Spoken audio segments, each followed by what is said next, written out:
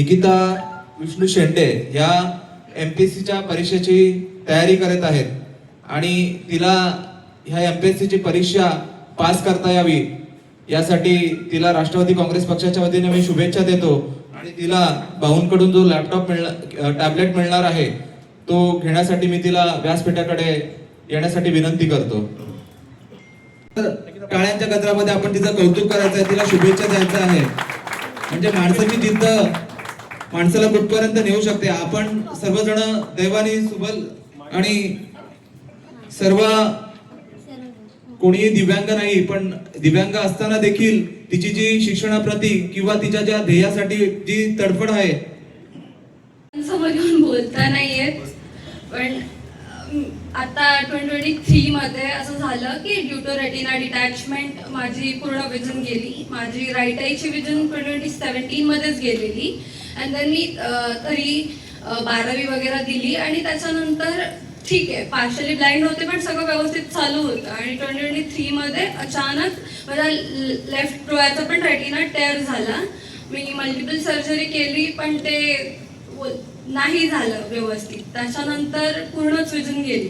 त्याच्यानंतर 2 वर्ष तरी माझे ट्रॉमामध्ये गेले.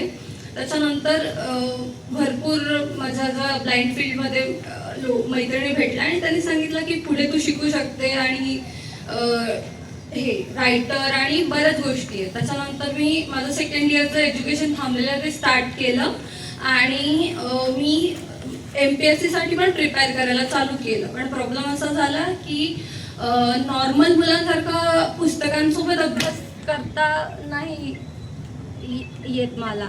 तर मी मल्टिपल लोकांकडे गेली की असा माझा प्रॉब्लेम आहे, मला गरज आहे मदतीची. तर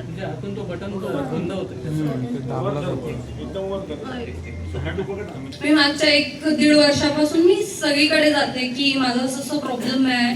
मला आता बिंग अ ब्लाइंड आणि लेट ब्लाइंड त्याच्यामुळे मला ब्रेल नाही पॉसिबल आहे आता.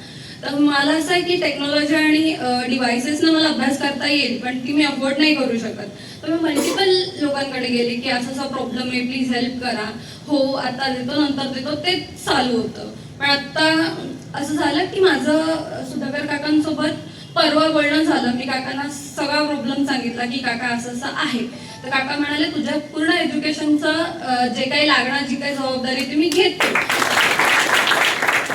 आणि त्याच्यानंतर काल त्यांनी मला परत फोन केला, बाळा मी बाकी सगळं बघतो पण तुझ्या विजनचं काय होऊ शकतं का. तर मी म्हणाले की काका त्यांना सांगितलं मी की रेटिना माझा सिव्हिअर प्रॉब्लेम आहे रेटिनाचा, जो भारतात तर नाही होत आणि बाहेर होतोय पण त्याची पण गॅरंटी नाही आणि त्याचा खर्च आय थिंक कोट्यांमध्ये. तर काका म्हणाले मला तू तुझा जे रिपोर्ट्स आहेत ते पाठव, मी बघतो काय करता येईल ते. आणि आज तर त्यांनी टॅब अवेलेबल करून दिला.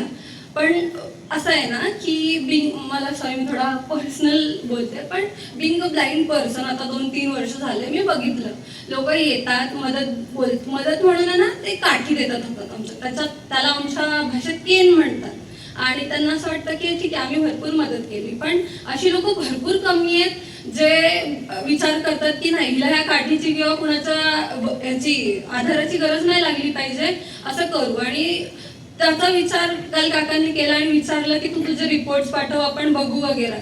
हा विचार घरचे करतात आणि मला असं वाटतं की काका ग्राउंड लेवलला राहून ते ग्राउंड लेवलला काय म्हणतात मराठीत डाऊन टू अर्थ आहे आणि माणसांना आपल्या माणसांना कनेक्ट करतात. आणि खूप मोठी गोष्ट आहे. आता मला ना असं वाटलेलं की अरे सुधाकर घारे काकांचा फोन आलाय कसं करायचं काय बोलू यांना काय सांगू.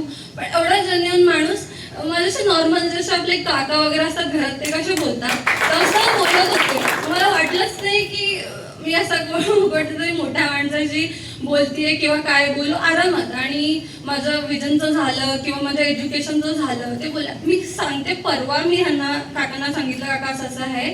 त्यांनी आज टॅब अवेलेबल करून दिला आणि मागच्या 1.5 वर्षापासून मी फक्त फायदा घासते त्याच्या की द्या रे शिकायचंय मला. मी जास्त बोलली का मला माहित नाही पण माझं असं आहे की आम्ही जेनझी प्रॉमिसवर नाही कामांवर विश्वास ठेवतो. आणि ते माझं झालं.